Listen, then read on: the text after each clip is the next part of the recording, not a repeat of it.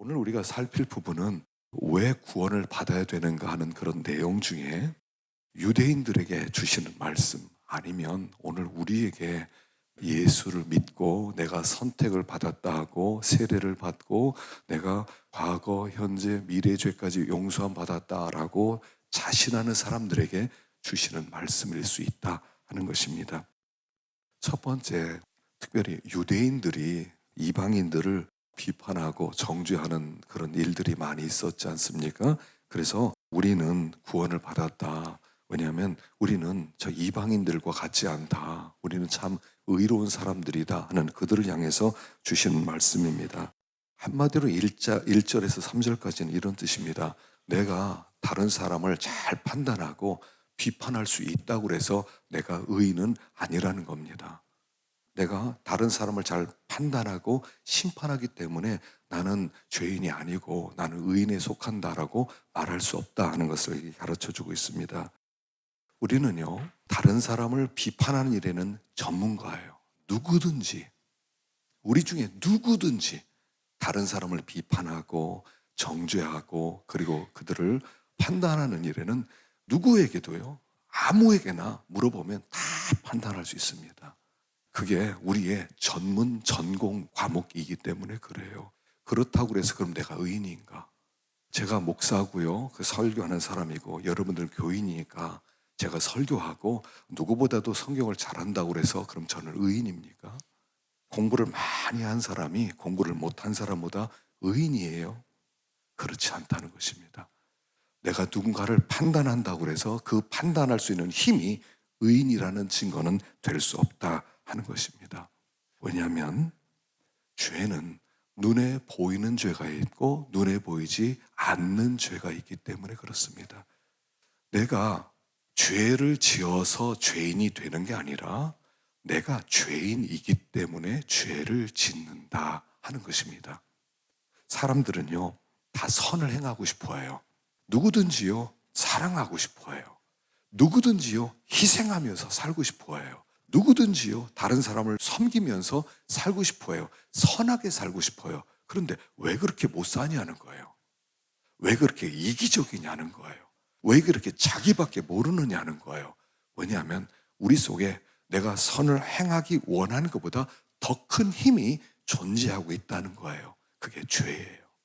내가 겉으로 드러나는 것만 죄가 아니라 드러나지 않은 아주 강력한 어떤 힘이 내 속에서 우리를 끌고 죄를 범하는 대로 이끌어가고 있다 하는 것입니다.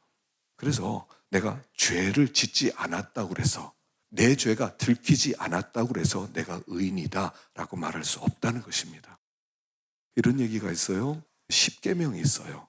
십계명을 잘 지키는 법이 있습니다. 내 앞에서 다른 신을 내게 두지 말라부터 내 이웃의 것을 탐내지 말라는 10계명을 잘 지키는 방법이 있습니다. 그건 뭐냐면 11번째 계명을 지키면 돼요. 그 11번째 계명이 뭐냐면 들키지 마라 하는 거예요. 안 들키면 돼요. 여러분, 못된 짓 다 하고요, 안 들키면 사람들은 몰라요. 내가 죄인인지 몰라요. 안 들키면 돼요. 결국 보면 들킨 죄가 있고요, 안 들킨 죄가 있을 뿐이다 하는 것입니다. 그런데 하나님의 관심은 눈에 안 보이는 거라는 거예요. 하나님의 심판은 안 보이는 죄로 심판하시겠다는 거예요. 하나님이 마지막 날 우리를 심판하는데 안 보이는 것으로 심판하시겠대요.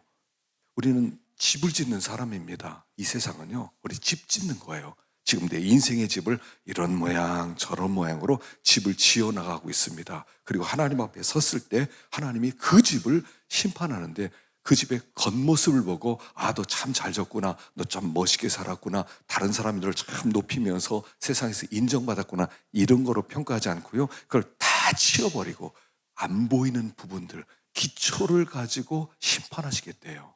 안 보이는 부분들. 그래서 바람이 불고 홍수가 나고 그 집에 부딪혀서 그리고 나서 그 밑바닥에 안 보이는 것으로 평가하겠다는 겁니다. 여자를 보고 음욕을 품은 자마다 간음했느니라. 우리는 딱 들켜야 돼요. CCTV에 뭔가 잡혔어야 돼요. 그러면 이 사람 빼도 박도 못하는 증거가 나왔다. 죄인이다. 그런데 하나님은요, 아니, 난 그걸 가지고 판단 안 해. 너의 마음 가운데 있는 것으로 판단할 거야. 너는 아직 겉으로 드러난 죄는 없지만 그러나 그 죄의 뿌리가 남아있어. 너는 죄인이야. 하나님 그걸로 판단하겠대요. 또 마음 가운데 내가 누구를 때리거나 내가 무슨 사기를 쳤거나 이게 아니라 다른 사람을 미워하는 마음을 품기만 했어도 살인자로 하나님 우리를 심판하시겠대요. 그렇다면 이 하나님의 심판 앞에 누가 난 의롭습니다 라고 나올 사람이 누가 있겠느냐는 거예요. 하나님은 안 보이는 것에 관심을 가지세요. 사람들은 보이는 것에 관심을 가져요. 그래서 보이는 걸 가지고 우리는 심판을 합니다만 하나님은 안 보이는 것을 가지고 심판하세요. 본문에 가장 부합되는 내용이 다윗의 밧세바 사건입니다. 다윗의 밧세바 사건은 성경에 굉장히 중요한 사건이에요. 다윗이 구원받은 사건이에요. 다윗이 얼마나 훌륭합니까? 그런데 그가 어느 날 자기의 부하의 아내를 취하죠. 어느 날 다 전쟁에 나가는데 그때 다윗은 전쟁에 나가지 않았습니다. 보니까 자기의 부하 중에 우리아라는 장수가 있었죠. 우리아라는 장수의 부인이 근처에 살았는데 목욕하는 소리가 들리는 거예요. 너무 예뻐 보여요. 알고 보니까 우리아의 부인이래요. 그래서 데려다가 부정한 짓을 저질렀습니다. 근데 얼마 뒤에 임신을 한 거예요. 당황한 다윗이 어떻게 했습니까? 우리아를 전쟁터에서 불러왔어요. 그리고 너 집에 가서 자라. 자기의 부정을 덮고 싶었어요. 근데 우리아는 얼마나 충성스럽냐면 임금님, 우리 부하들이 저기서 우리 장수들이 다 전쟁하는데 어떻게 나만 내 집으로 가서 내 아내랑 자겠습니까? 전 그렇게 못합니다. 그리고 밖에서 길가에서 천막을 치우고 부하들과 함께 잠을 자는 거예요. 그래서 할 수 없이 우리아를 전쟁터에 맨 앞장서서 화살에 맞아서 죽게 해라. 그리고 편지를 써서 이 우리아에게 그걸 요압 장군에게 전해주라고 합니다. 그리고 요압 장군이 그걸 받아보니까 우리아 죽이라는 얘기예요. 그리고 전쟁터에 맨 최전방에 세워서 죽이게 됩니다. 우리아가 죽었습니다. 다윗은 마음껏 밧세바를 자기 부인으로 삼았습니다. 아무도 몰라요. 근데 어느 날 나단 선지자가 왔습니다. 그리고 임금님에게 말합니다. 임금님, 이런 사건이 있는데 좀 판단을 좀 내려주세요 하면서 자기 집 앞에 어떤 부잣집이 있었다는 겁니다. 거기에 양 99마리를 가진 부자인데 어느 날 손님이 왔어요. 그런데 99마리 중에서 양 한 마리로 손님을 접대한 게 아니라 그 옆집에 아주 가난한 과부가 있었는데 양 한 마리밖에 없었대요. 한 마리는 거의 자기 방에서 함께 데리고 살 만큼 가족처럼 지냈는데 이 부자가 손님 왔다고 그 과부의 양 한 마리를 뺏어서 죽여가지고 그걸 손님을 대접했대요. 이거 어떻게 하면 좋습니까? 그러니까 다윗이 아주 길길이 날뛰니다. 이게 이 부자에게가 남 얘기가 아니라 이거 당신 얘기입니다. 당신은 부자인데 가난한 우리아의 부인을 취하기 위해서 우리아를 죽이지 않았습니까? 당신이 그 사람입니다. 당신이 부자입니다. 당신이 나쁜 놈입니다. 그랬을 때 이 다윗이 깜짝 놀랐어요. 그리고 시편 51편을 씁니다. 다윗이요, 이 사건 때문에 그가 깊이 생각합니다. 어떻게 내가 이런 죄를 범했지? 내가 잠깐 실수했구나. 내가 이렇게 해서는 안 되는데 잘못했구나. 이렇게 생각한 게 아니에요. 나는 원래 죄인이었구나라고 고백하는 거예요. 그래서 내가 죄악 중에 출생하였으며 어머니가 죄 중에 나를 잉태하였나이다. 나는 뱃속에서 태어날 때부터 밧세바 사건의 씨앗을 가지고 태어났다는 거예요. 우연히 내가 참지 못해서 저절로 내가 그때 유혹에 넘어가서 죄를 진 게 아니라는 거예요. 내가 밧세바 사건을 일으킬 그 죄악의 씨를 어머니 뱃속에서 응애하게 나오면서 그 죄악의 씨가 함께 잉태되었다는 거예요. 뿌리를 보는 거예요. 다윗이 이 사건으로 자기 정체를 발견했다는 것입니다. 우리는 우리의 정체를 잘 몰라요. 우리는 우리를 굉장히 괜찮다고 생각해요. 왜냐하면 드러난 게 없으니까, 행한 게 없으니까. 그것을 행하기 전까지 나는 내 정체에 대해서 굉장히 관대하게 생각해요. 나는 나를 잘 몰라요. 심리학에서 그런 얘기가 있죠. 나만 알고 남이 모르는 거, 나는 모르는데 다른 사람이 아는 나, 그리고 나도 모르고 다른 사람도 모르는 하나님만 아는 나, 이 세 종류의 나가 있대요. 여러분들이 모르는데 저는 알고 있어요. 또 나도 모르는데 여러분들이 알고 있는 제가 있어요. 그런데 여러분도 모르고 저도 모르는 하나님 아는 그런 부분이 있다는 거예요. 그게 내 정체예요. 하나님이 보는 바로 그게 내 정체라는 거예요. 그 내 정체를 가르쳐 주는 게 성경 이야기예요. 성경은 다 뭐냐면 내 정체를 가르쳐 주는 거예요. 성경에 나타난 사건, 여러분 이 다윗 이야기는 다윗 이야기 아니에요. 내 이야기예요. 사울이 어느 날 하나님이 아말렉을 진멸하라고 그러죠. 왜 아말렉을 진멸하라고 합니까? 사울의 정체를 가르치기 위해서 아말렉을 진멸하라고 하는 거예요. 그리고 나서 아말렉을 진멸하러 갔더니 다 죽이라고 그랬는데 보니까 거기 소가 한 10만 마리 있는데 너무 살찐 좋은 소들이에요. 양이 100만 마리가 있는데 100만 마리가 너무 살쪘어요. 이건 죽이기가 너무 아까워요. 죽이지 못하고 데려오는 거예요. 하나님께 예배하기 위해서 데려왔습니다. 이렇게 얘기하는 거예요. 이게 아말렉이라는 거예요. 하나님은 사울에게 네가 아말렉이다, 요거 가르치기 위해서 아말렉을 치라고 하셨던 거예요. 오늘 우리에게 이 성경을 펴는 이유가 뭡니까? 이게 너라는 거예요. 내 정체라는 거예요. 성경의 모든 이야기는 내 이야기예요. 여호수아서에서 여리고성을 정복한 다음에 여리고성에는 모든 전리품을 하나님께 바쳐라 그랬는데 아간이 금과 은과 옷 한 벌을 감추지 않습니까? 그래서 아이성 전투에서 많은 이스라엘 백성이 죽임을 당합니다. 그 아간이 누구냐는 거예요. 그게 나라는 거예요. 여러분 성경에 나오는 모든 성경 인물 이야기, 요나, 하나님이 니느웨에 가서 복음을 전하라고 그랬는데 나 못 갑니다. 내가 왜 거기 갑니까? 싫습니다. 나 다시스로 가겠습니다. 그게 누구냐는 거예요. 그게 나라는 얘기예요. 여러분 성경의 모든 인물은 다 내 이야기예요. 남 얘기 아니에요. 우리가 성경을 통해서 은혜를 받으려면요, 성경은 내 이야기를 하는 거예요.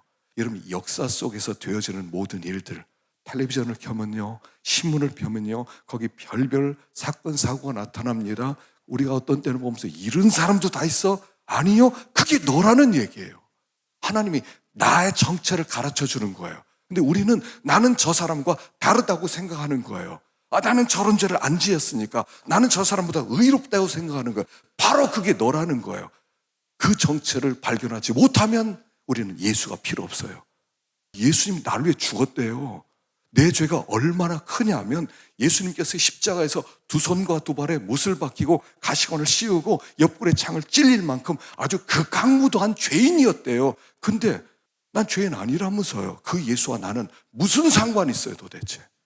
내가 죄도 없는데 왜 예수가 나에게 필요해요? 예수님 의사인 예수님께 내가 왜 나가는 거예요? 병도 없는데. 그분과 나는 아무 관계 없어요. 우리가 하나님이 내 정체를 발견해 주실 때 정체를 빨리 찾아내야 돼요. 그게 구원이에요. 서기관과 바리새인들은 굉장히 의로운 사람이에요. 그 사람들은 성경을 항상 읽는 사람들이에요. 옷에다가도 성경을 기록했어요. 이 사람들은 일주일에 2번씩 금식하는 사람이에요. 이 사람들은 매일 하나님께 엎드려서 두 손 들고 길거리에서 기도하는 사람들이에요. 그런데 하나님이 이렇게 말씀하세요. 주님이 너희들보다 이 세리와 창녀가 먼저 천국에 들어갈 것이다. 너희들은 올지 안 올지 모르겠다.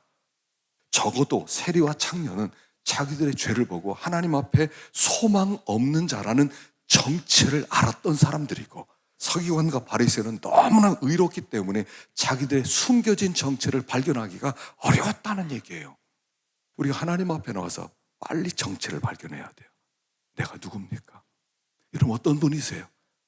여러분 입에서 진짜 하나님 나는 죄인 중에 괴수입니다, 나는 진짜 죽어야 됩니다, 이 말이 나오기까지 예수님과 나는 아무 관계 없어요. 구원과 아무 관계 없어요. 극강무도한 죄인입니다는 이 고백이 나와야 돼요.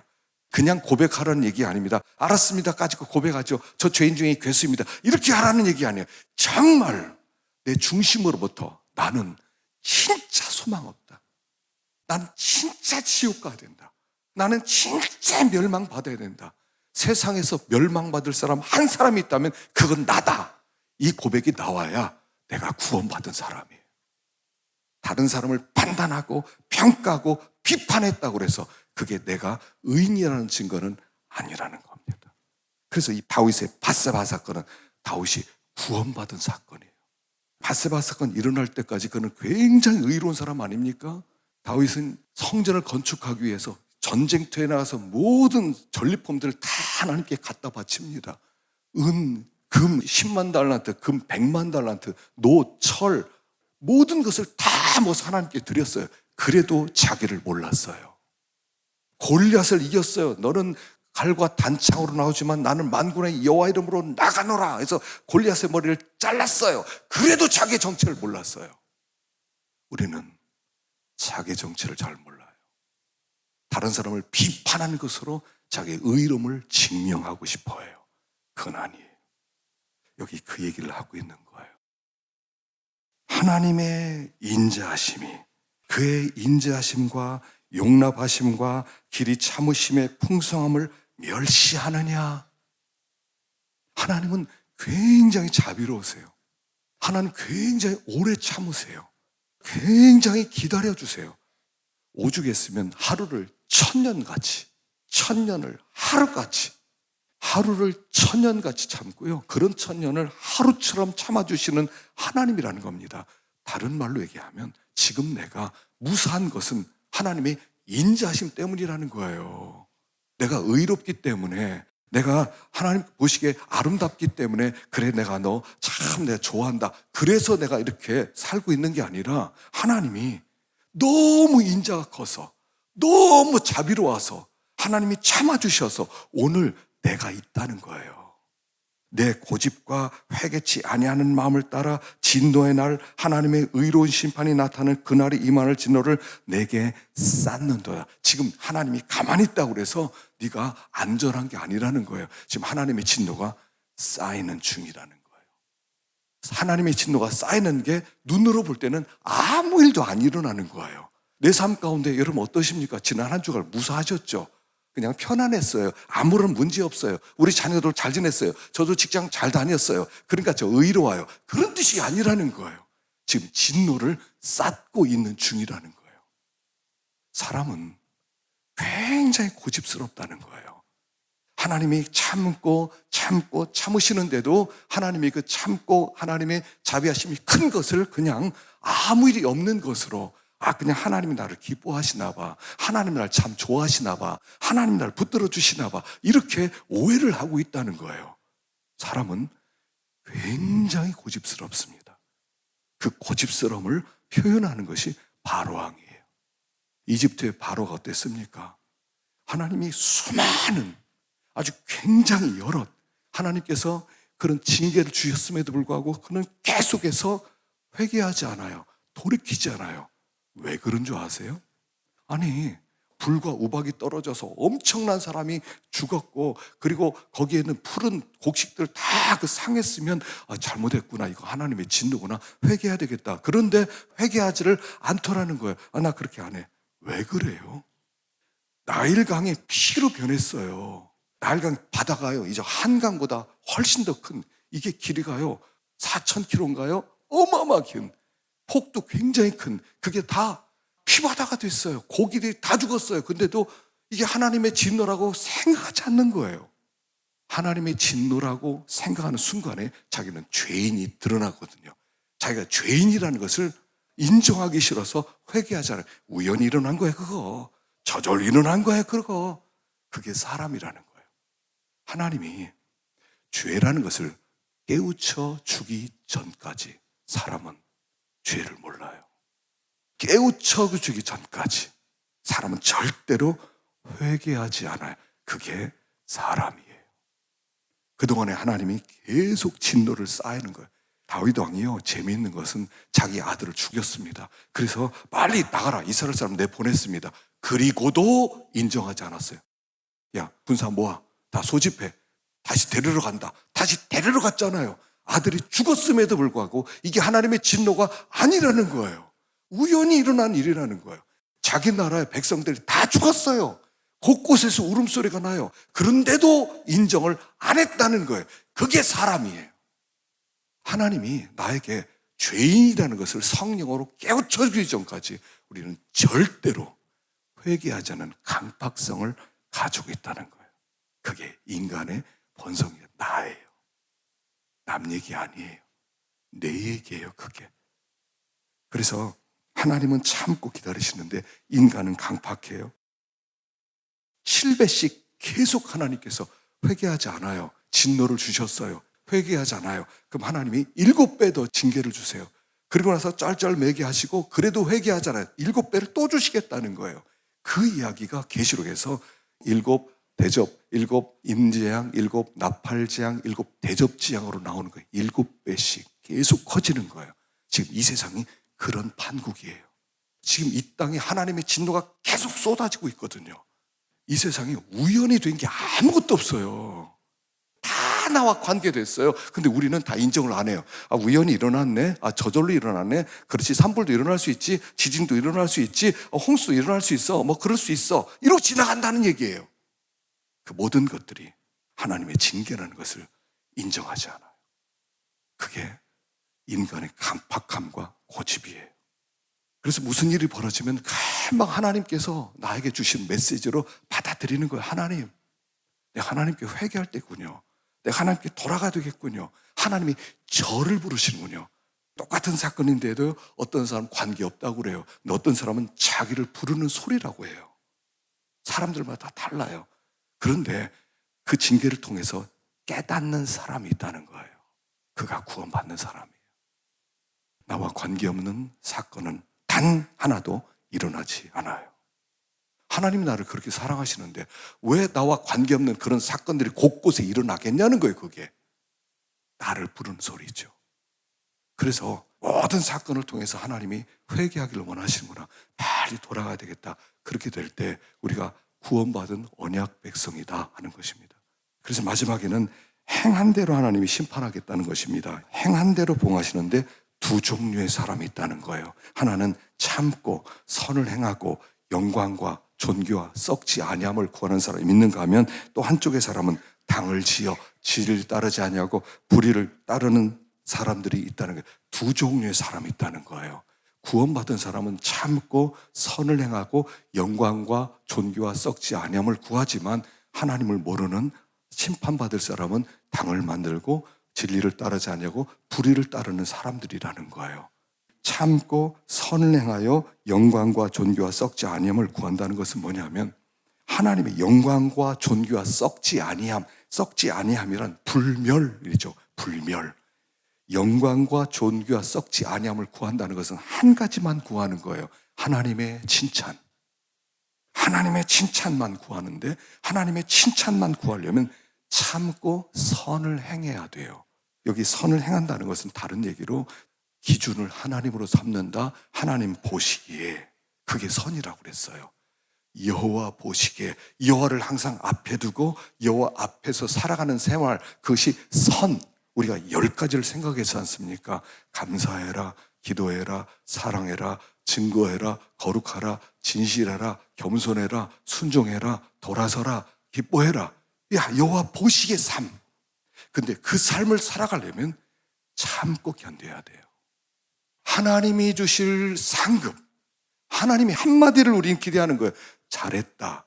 하나님 앞에 섰을 때 잘하였도다. 착하고 충성된 종아. 이게 우리의 마지막에 듣게 될, 우리가 듣고 싶어하는 마지막 소망인데 그 삶을 살아가려면 여호와 보시기에 합당한 선한 삶을 참고 견디는 가운데 구하는 거예요. 하나님 나라. 그런데 여기 당을 지어 진리를 따르지 않고 불의를 따른다는 것은 뭐냐면 여기 당을 지어라는 이 단어가 에리테리아라는 단어인데요. 이것은 정치적인 공직에 있는 사람이 이기적 야망을 성취하기 위해서 여기에 수단 방법 가리지 않는 거를 얘기하는 거예요. 다시 말하면 이 사람의 목표는 땅의 나라라는 거예요. 내 이름, 내 영광, 그것을 따라가는 사람을 당을 지어서 진리를 따르지 않고 불의를 따르는 사람이라는 거예요. 그래서 우리의 신앙생활에 있어서 우리가 살펴볼 때 항상 생각해야 돼요. 이게 하나님의 영광이냐는 거예요. 하나님의 영광이냐? 또 하나님의 이름을 높이는 거냐? 이게 여호와 앞에서 하는 일이냐? 이것을 항상 살피라는 거예요. 그래서 우리가 그렇지 않으면 자꾸 자기 이기적 야망을 성취하기를 원하는 거예요. 그래서 두 종류의 삶이 있다는 겁니다. 우리가 추구하는 삶은 한 가지예요. 참고 선을 행하여 영광과 존귀와 썩지 아니함을 구하는, 이게 하나님 나라만 구하는 삶이에요. 우리는 하나님 나라를 구하기 위해서 하나님의 방법대로 살아가는 사람이에요. 우리는 하나님의 나라를 하나님의 방법대로 성취해 나가는 사람이라는 거예요. 그러다 보니까 고통도 많이 있고요, 억울함도 있고요. 그래서 참고 또 참아야 돼요. 우리가 구원받은 자의 삶이란 참고 견디는 거예요. 우리가 어떤 방법을 쓰는 게 아니에요. 하나님이 해주시기를 바라고 믿고 나가는 거예요. 신앙생활은 이렇게 하는 거예요. 내가 뭐 하는 거 아니에요.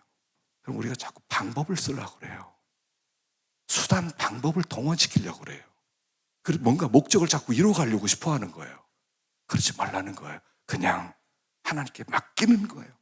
참고 선을 행하고 영광과 존귀와 썩지 않은, 우리는 한 가지 하나님이 기뻐하시는 거, 하나님 앞에 섰을 때 잘했다, 이 세상에 어떤 것을 얻지 못해도 괜찮다는 거예요. 하나만 얻으면 된다는 거예요. 하나님 앞에 섰을 때 잘했다, 착하고 충성된 종아, 이것만을 붙들고 나가는 사람들, 그들을 그리스도인이라고 부르는 거예요. 그렇지 않으면 우리는 자꾸 뭔가 전략을 써야 돼요. 수단, 방법을 동원시켜야 돼요. 옳지 않은 방법을 자꾸 동원시켜야 돼요. 그렇게 하다 보면 하나님을 기쁘시게 하는 것보다 결국 내 이익을 추구하게 된다는 거예요. 행한 대로 보응하시는 하나님이십니다. 행한 대로예요. 그래서 하나만을 구하십시오. 하나에게 초점을 맞추세요. 그 하나에게 초점을 맞췄다면 참고 선을 행하십시오. 하나님께서 우리와 함께 하시고요. 그럼 하나님이 이끌어 가세요. 하나님이 그 곁에서 하나님이 도우세요. 우리가 하나님, 우리의 일을 하면서 하나님 도와주세요가 아니에요. 하나님이 일을 하는데 저를 써주세요 하는 거예요. 하나님이 하는데, 그래서 어떤 사람을 쓰시겠어요? 똑똑한 사람을 못 써요. 하나님은 그냥 하나님 써주세요. 무식하게 주님께 나가세요. 그럼 주님 우리를 써서 하나님 나라를 세워나가는 것입니다.